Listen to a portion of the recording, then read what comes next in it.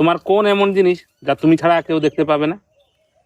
আমি ছাড়া কেউ দেখতে পাবে না? না কত কিছুই তো আছে আমি ছাড়া দেখতে পাবো না। না, তুমি ছাড়া আর কেউ দেখতে পাবে না। কেউ দেখতে পাবে না? তোমার এই জিনিস তুমি ছাড়া আর কেউ দেখতে পাবে না। আমার বুদ্ধি? না, হলো না। তাহলে কি আমি জানি না। বন্ধুরা তোমরা বলো তো কি হবে? মা আমাকে না একটুখানি ঠান্ডা জল দাও না গো। ঠান্ডা জল খাবি? হ্যাঁ। হা কর হা কর।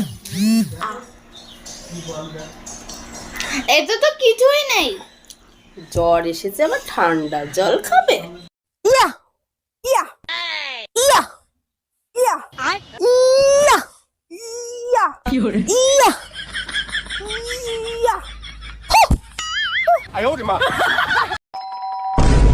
এই তাড়াতাড়ি পালাও, আমার বর এসে গেছে। তাড়াতাড়ি পালাও, আমার বর এসে গেছে।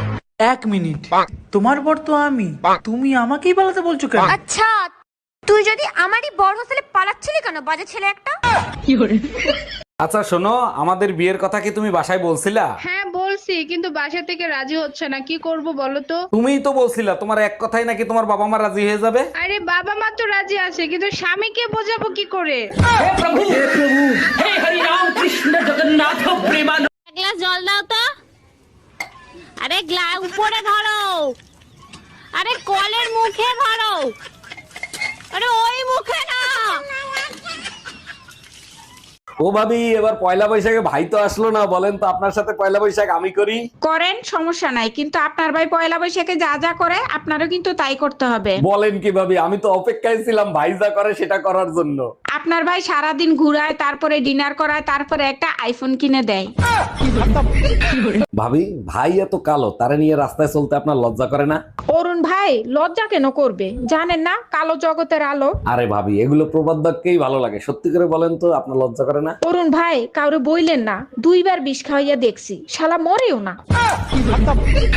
এই কই তুমি, তাড়াতাড়ি আসো, ব্যাটারি ফুল করে দেই। তোমার কি মাথা ঠিক আছে? কালকে রাত্রে না ফুল চার্জ দিয়ে দিলে, আজকে আবার কেন? সবসময় ব্যাটারি ফুল রাখলে মোবাইল ভালো থাকে, জানো না? মোবাইল ভালো থাকে ঠিক আছে, মোবাইলের ব্যাটারি ফুলে যায়, এটা তুমি জানো না? মায়া, ডাক্তারের কাছে যাওয়ার কথা ছিল, গেছিলা ডাক্তারের কাছে? কি বলছে ডাক্তার? বালের ডাক্তার, শরীরের রক্ত বের করে বলে রক্ত শূন্যতা আছে। আমার ভুল হয়েছে তোরে ডাক্তারের কাছে একা একা পাঠানো। আর কি বলছে ডাক্তার? একদম ঠিক বলছো, রক্তের ভিতর থেকে টিবি বের হয়েছে, কুত্তার বাচ্চা টিবিটা পর্যন্ত দিল না। তাই টুম্পা ভাবি তোমারে খুঁজতেছে কেন? লাউডে দিয়ে কথা বলো তো শুনি। জি ভাবি বলেন। ভাই আপনার পার্সোনাল ফোন নাম্বারটা আমাকে একটু দিবেন? আপনি জানেন এলাকাটা শূন্য ছিল, তারপরে 17টা বাড়ি হয়েছে, তার ভিতরে 11টা 5তলা বিল্ডিং হয়েছে, তার ভিতরে 44টা ফ্যামিলি আসছে, 99টা ছেলে মেয়ে আছে, 56টা ভাবি আছে, কারো সাহস হয় না আমার নাম্বার চাওয়ার। আপনি চাইলেন কেন? আর কখনো নাম্বার চাবেন না, বুঝতে পারছেন? জি ভাই বুঝতে পারছি, ঠিক কাজ করছো।